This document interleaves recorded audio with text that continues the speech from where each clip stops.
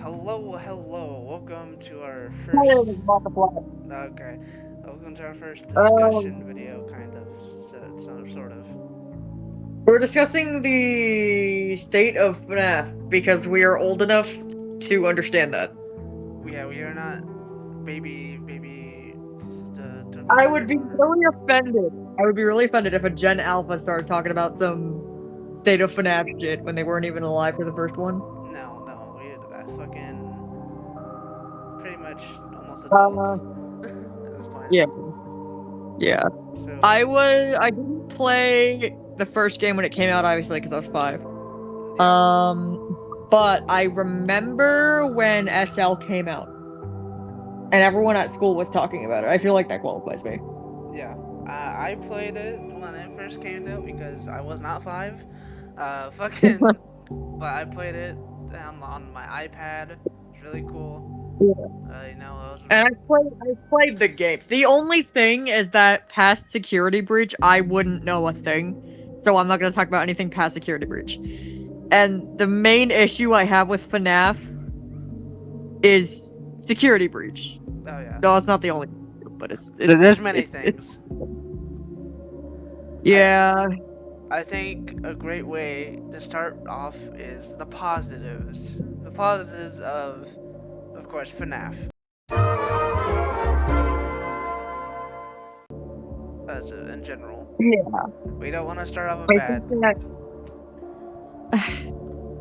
I think that it's kind of a difficult discussion to like have because like there's something special about the first game and you can't really put it into words, but I think it's the really grody atmosphere. Oh yeah. um I feel like it was really special. It kind of, say what you want about all of the FNAF games, but it absolutely revolutionized the horror Horror game game space, genre. like the horror game The space. horror genre, at least when it came to games.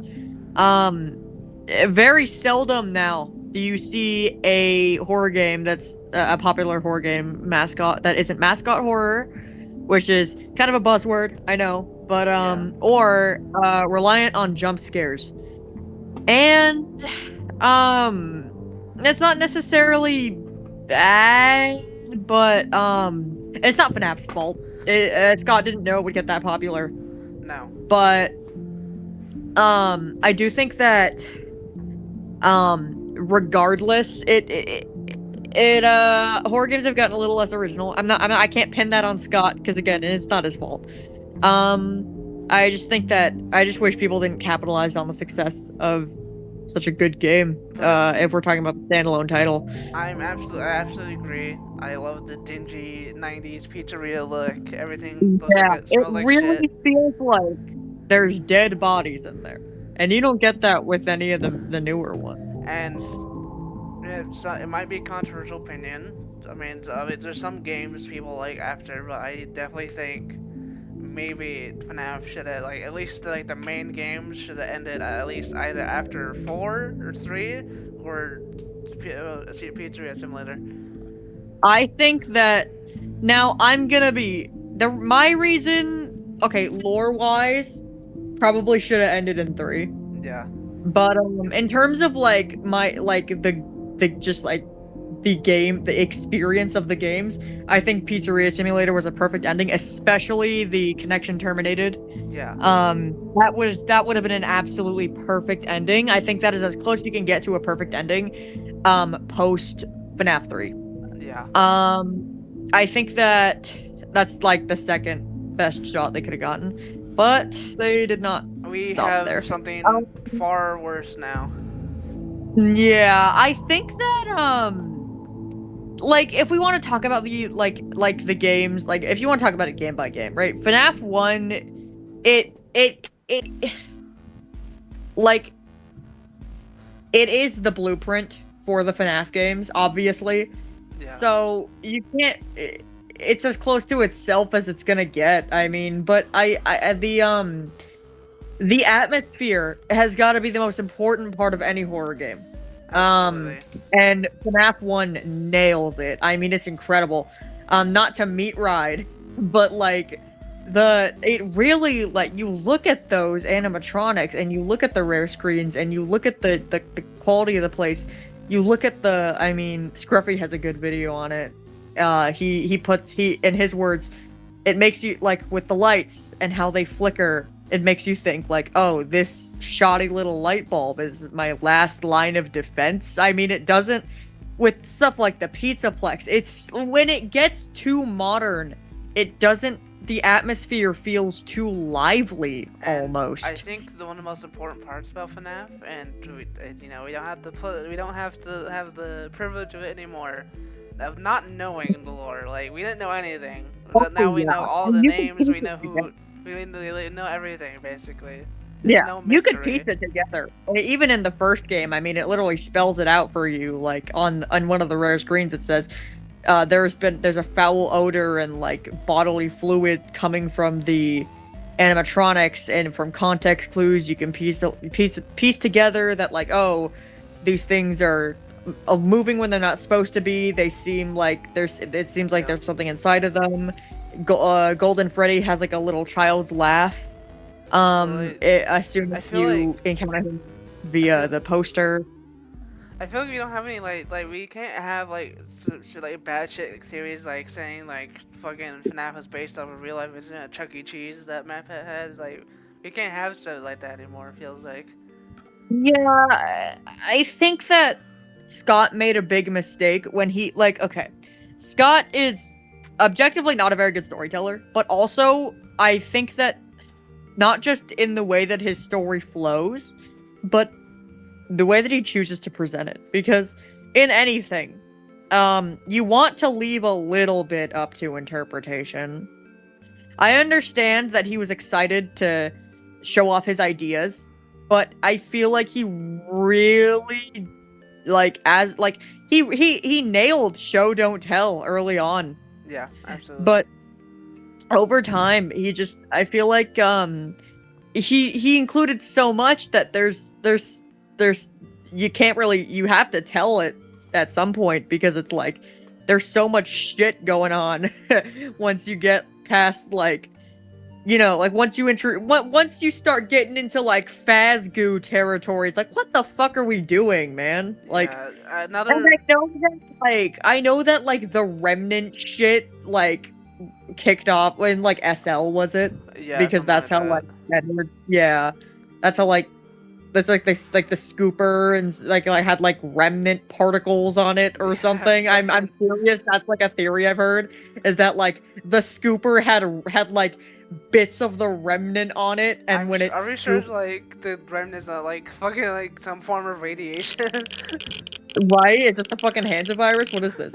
But Um, I think another yeah, important man. part of FNAF history was the fan songs. I'm not saying like fan songs now are bad, but like they're not the same. I feel, you know. The reason they're not the same is that there's so much fucking like lore, that what is there to sing about? Yeah, How do you incorporate remnants and mimics and all this bullshit into one little song? And yeah, the thing that was like the charm of it came from how, like, and the Living Tombstone's FNAF 1 song, we didn't know shit about the games, and yet they nailed it. And we're like, what, were you in cahoots with Scott? How did you write this? well, yeah. Um, but it, like, it over time, it kind of just lost. I think that since FNAF has become kind of like a brain rot money machine instead of a I think legitimate horror franchise, in my opinion, the songs have obviously lost some I think quality. before we go into what the state is now, I think I want to go into like Uh-huh. other media, like the books and the movies, because they are something else. I remember when the books came out, Wasn't the and first book? I It was like the Silver Eyes, right? yeah, like the Silver Eyes or some shit. I remember when it came, that was I must have been in like fourth grade, and Something like that. I I had a friend who was really into FNAF. Like, he was really into FNAF, and he approached me and he was like, "Did you hear about the book?" And I'm like, "No, I might get it." Oh my Never got god, it, we're old.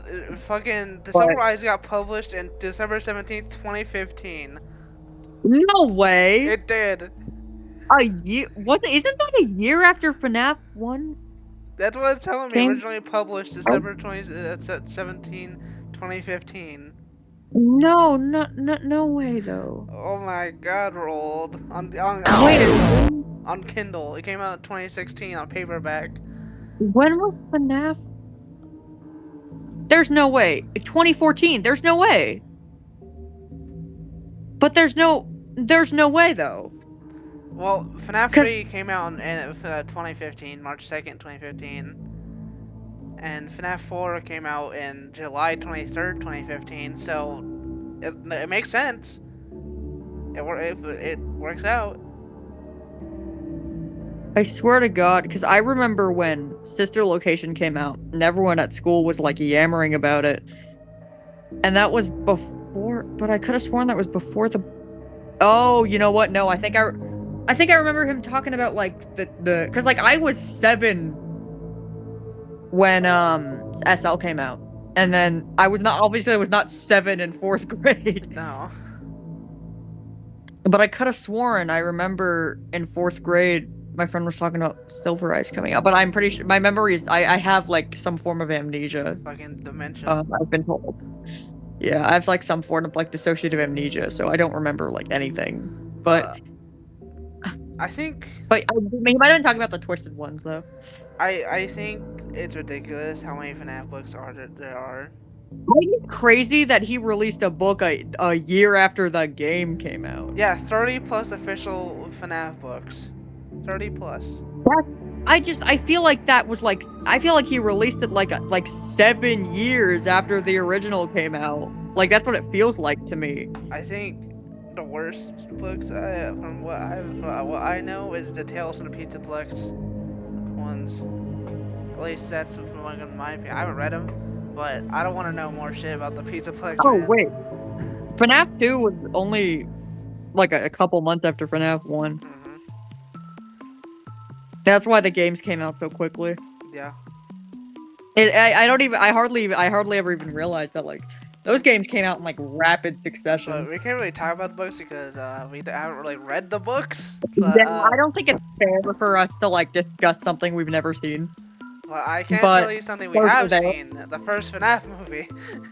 We went in theaters. Yeah. It was fine. It was something. I think that I think that they really did not understand the point of like what makes the animatronics so like okay.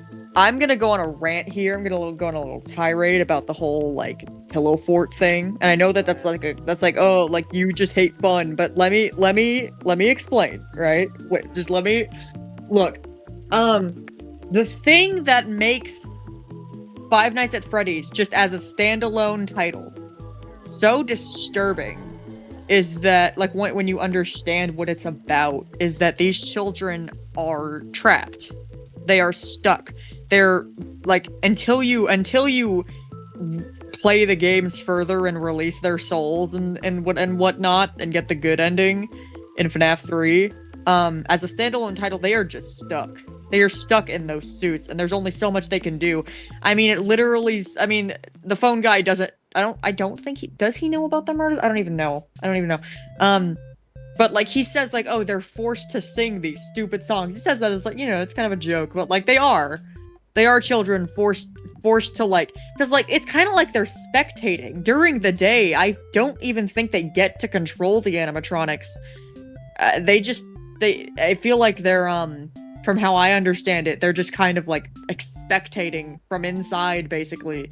And once their night roaming mode turns on, they can, do whatever. But I feel like when you include something not in their programming or something not to do with the fact that they're like, oh, they roam around at night, because that's also part of it. But I feel like when you give them the ability to do things that a regular child can do, it kind of takes away from the horror aspect of like, wow, they are stuck and they can't do what they once did.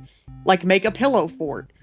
I just feel like it totally like, cause like the thing that's so harrowing about what happened to those kids is not that it's not just that they were dead and they were, well, at least they're in a better place now, because they're not. I mean, they're stuck inside those suits and they're like, um, I think it was the puppet that like gave them a second chance or something. Yeah, It was like give something like life.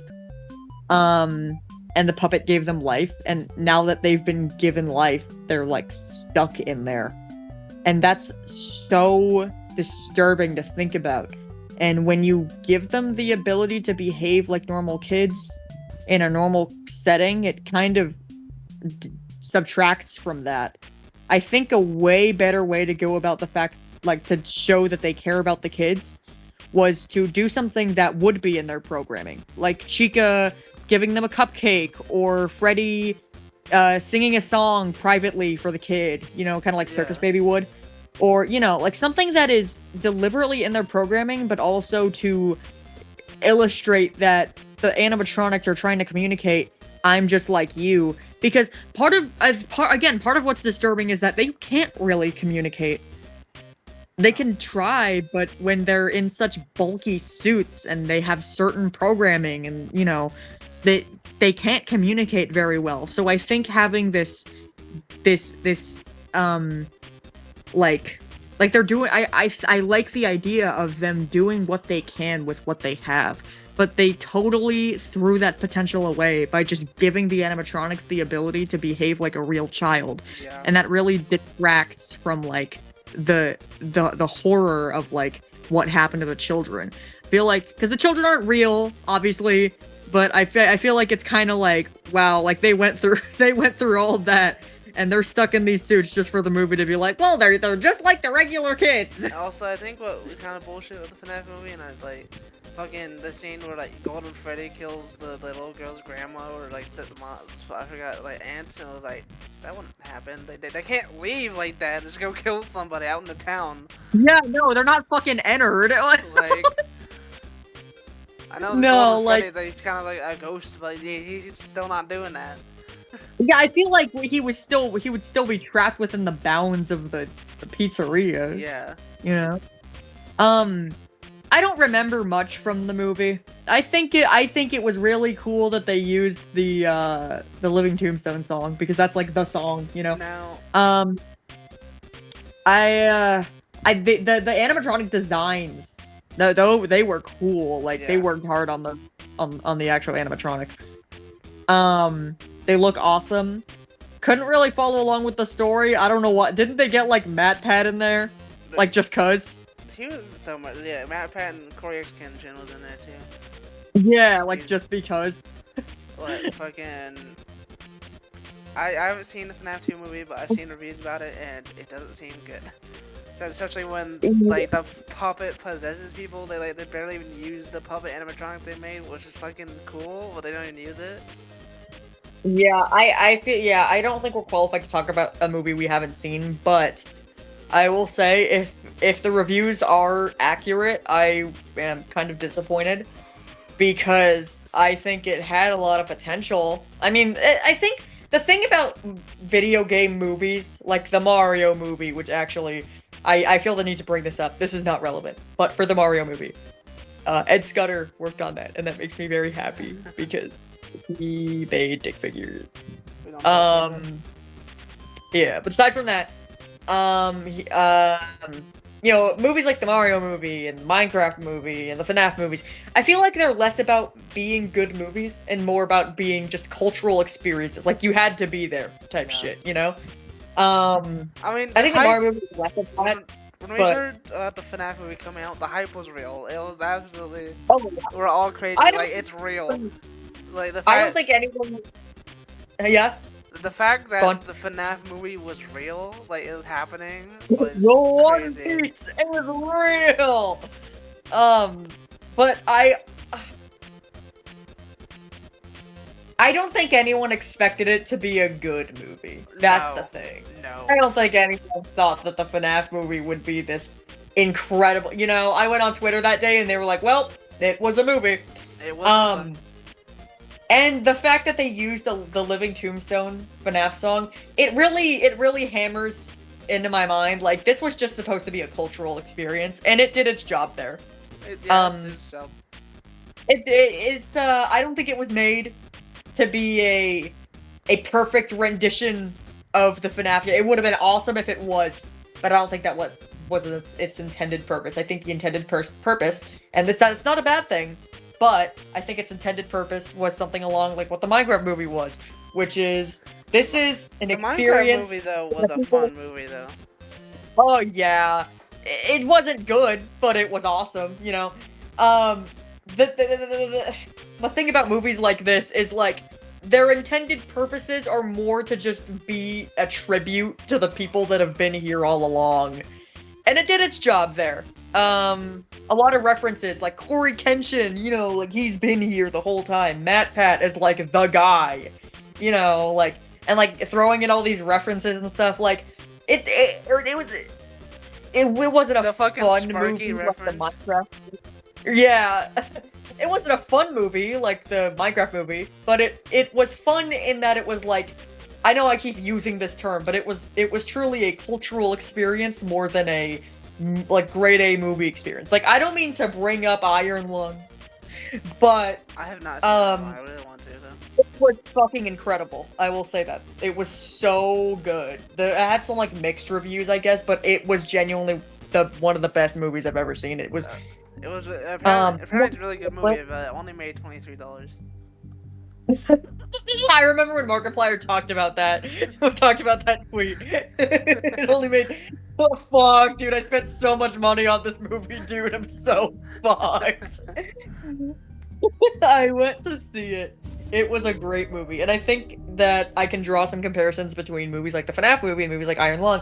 While watching the Markiplier movie is, again, cultural experience for the people who have been here. Because I watched Iron Lung get developed over years. I watched him update it constantly, and then I actually got to see it, and I was like, holy shit, the hype is real.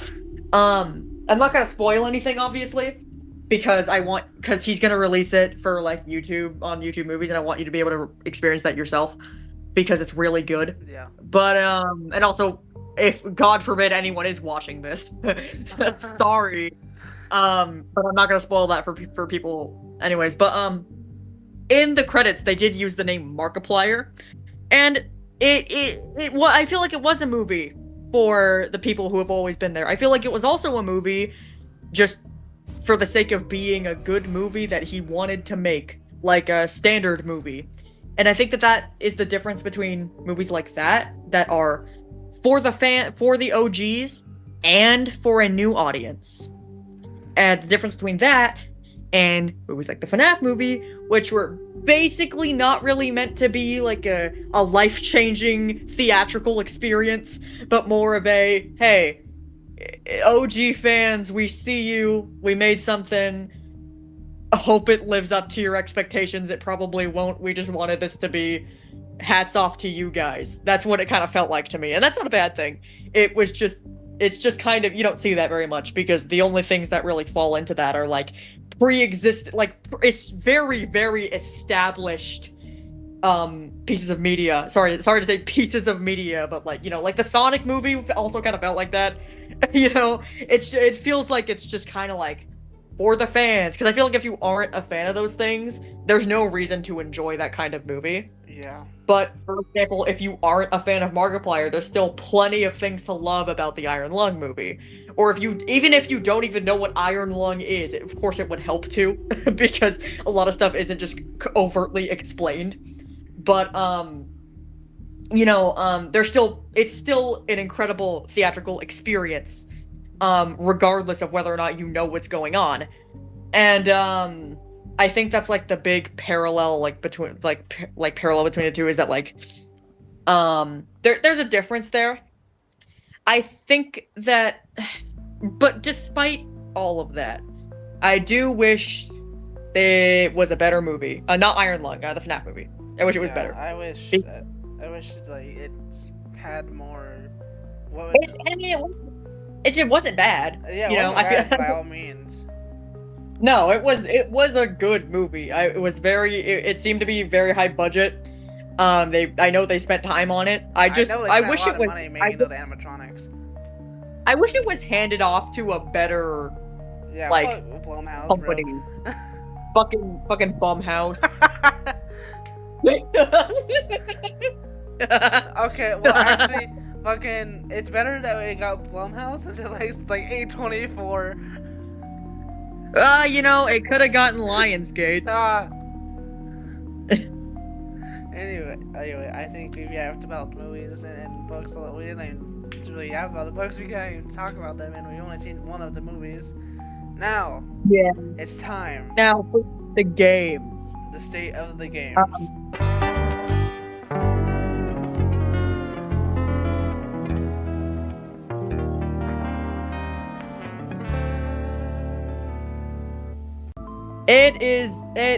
it's sad to see.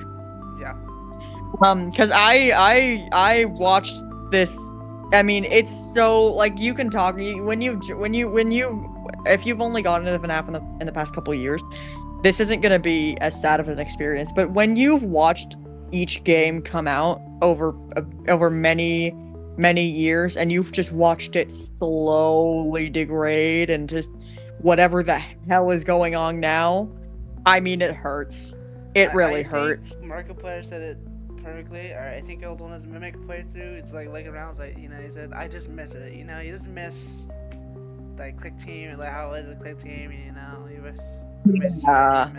That was some kitty doo doo bright colors, fucking Mimic I shit. feel like Scott really forgot what the original game was supposed to be. He got lost in the sauce, man. Also I discussion, like the question is like Steel Wool. Is Steel Wool even good?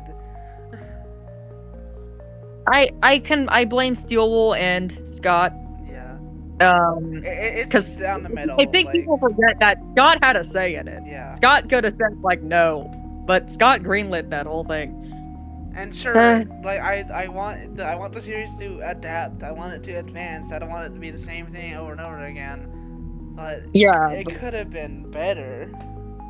I feel like Candies has a better progression, you know? Like, things must advance, things must change. But fucking Yeah. Adapt to the time. But adapting to the times doesn't mean, hey, let's go brain rot mode. Fucking The more things change, the more they stay the same. Yeah. This is a very specific point, and I don't know if you'll agree with it, but I feel like, Scott really forgot what the game was supposed to be. It was supposed to be, like, almost body horror in nature. Not that you can see it, but, like, in the implications of, like, you know how cool the Wither designs could have been if they had, like, body parts sticking out, and, like, because, like, yeah, there's but dead. I feel like that'd be a bit on the nose, though. It would, but so are the games when you think about it. Yeah. I mean, think about the gameplay. They scream in your face. Literally. I think the whole thing is kind of on the nose. Maybe just like a little bit. It doesn't need to be like anything big, but like remind us that there's bodies in there. Because you don't even really see any blood. Except for like pixelated blood in the mini games. And that was, to be fair, that was before it became like a children's franchise. But I'm more looking at like the people who work on the game, Scott, because it's like this is your franchise. You're really letting it rot like this? Like shit. Fucking, like I don't know. It just lost all that it made special. Like the fucking Ruin. That's why I think Ruin is improvement over Security Breach, because everything is fucking moldy and broken down, and Yeah, not like it's good. I think it's the not 3D. Good, but it improves a little bit. I think that the 3D aspect really, like, that's when it's like, this isn't FNAF Like, the thing anymore. about 3D and being able to walk around is that the thing is, like, in other games, you just have to sit there. You can't escape. And the newer games, you can. You can run away, you can hide. Yeah, and a big part of the horror in the original couple games was that there was nowhere you can go. No. You're trapped in the building with them. Yeah. Especially, like, in FNAF 1, when the guy explains, oh, like, you kinda can't leave. Good luck. It's like, well, shit. I just gotta tough it out. You might as well be bolted to that chair. Yeah. And like it's interesting because in games like FNAF Co-op, it still feels like FNAF even though you can walk around. Yeah.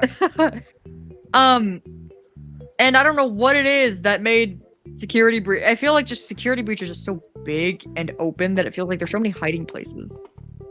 I feel like if they confined it to a smaller area, it would have felt as scary as it should have been. Security Breach could have been peak. Yeah, although I just don't think it ever had that much potential. I think that should have ended at FNAF 6, like in terms of like just the FNAF experience and lore wise. Could have ended at FNAF 3 or 4. At least the main children, the children that died originally, that should have been their end. No more, and also, I think what really ruined, especially now, is stop bringing back Afton. Stop bringing back William. I hate now that instead. Come back. Stop. I hate that he's now like a mad scientist instead of a cold killer. So cool when he was just like a killer. Like when he's just like your net standard basic cold killer, not some evil scientist. Now you're building shit. Now you like get rid of this fucking remnant shit. Like this, like I missed that was like this is a classic haunting, not whatever the fuck this is. I mean, like I said, it hits a lot harder when you watched it crumble over many years. It wasn't a rapid decline. No. It just slowly got worse. I imagine that's how you feel as like a Hello Neighbor fan from like day one. I hate that I did like Hello Neighbor. Yeah, I mean, I feel like the Hello Neighbor Hello Neighbor was a rapid descent because as the alphas went on, it just got progressively worse, and then the full game came out. I was like, what the fuck is this? There's less Hello Neighbor content. I feel like there's less to be upset about. But with FNAF, when you've been there since the beginning, and each game comes out, like, okay, the game's got better. FNAF 3 is incredible, and I like it more than FNAF 1. FNAF 3 is like an excellent game. It got better, and as more and more games came out, they just got worse and worse and worse and worse until we got to where we are now. And I think Scott Cawthon, he just can't say no to his own ideas. I think he thinks something is cool, and he's like, I gotta put it in the game. And it's like, you can make like a spin-off, or like a non-canon, or a new story. It doesn't got it, you can make a new story about a mad scientist. I'm not sure if it's like a main theory that's confirmed or not. I remember hearing such a bullshit ass theory.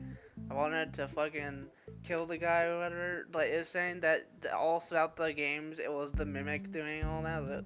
No, please. No. Please. No, I'm so sick. My name is a fucking mimic. Oh yeah, I'm sick of it. I'm sick of it. Sick of the mimic.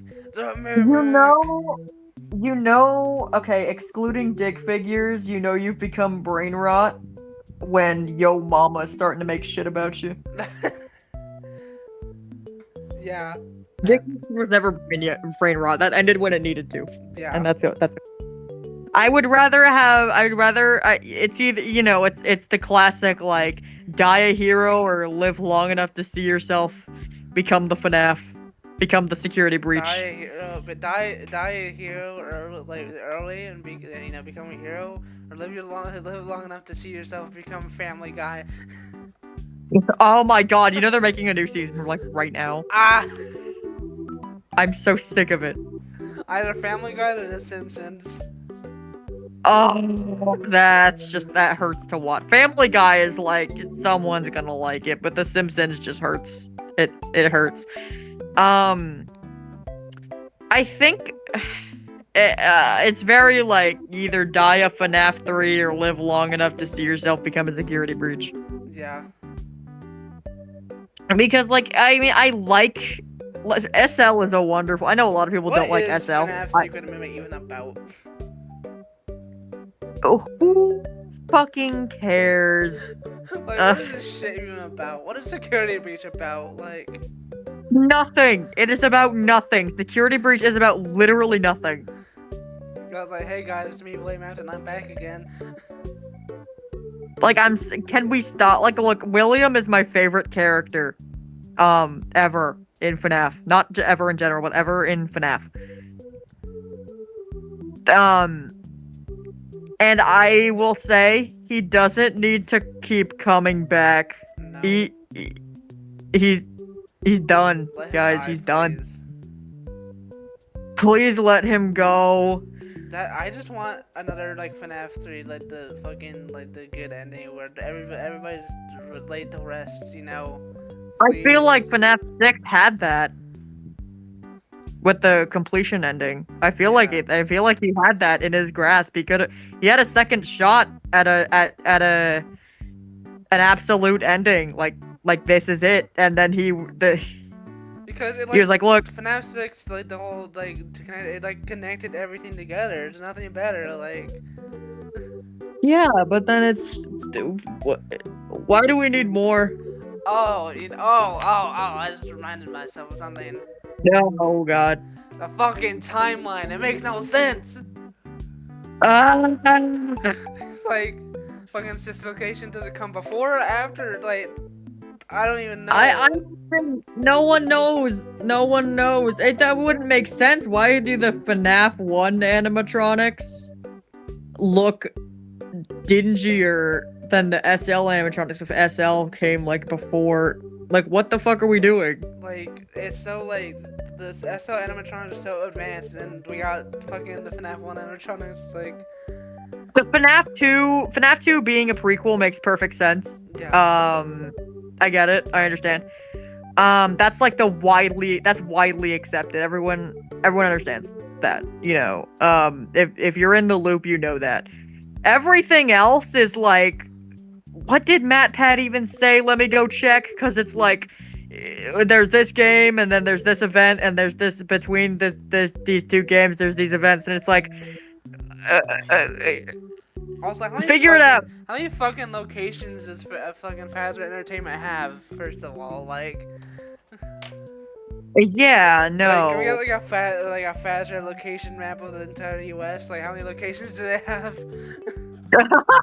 Just like untapped FNAF location supply in like Detroit. Like Illinois. Fucking Illinois. Wyoming. Dude, I'm just saying that now. It has to be like somewhere like somewhere like bumfuck middle of nowhere. Because no way Fucking bumfuck Virginia. Because if That gotta be where Fredbear's Family Diner was, in fucking Virginia. because there's no way, and if FNAF is real life, no way it would be competing with Chuck E. Cheese. I'm sorry, it's not. Oh no, it feels like a very middle of nowhere place. Like, you remember the fucking like the original like FNAF like the pizzeria in real life image? Yeah, that I feel like that was in bumfuck Virginia. Like, I need to find it. Fucking. But like, I don't know.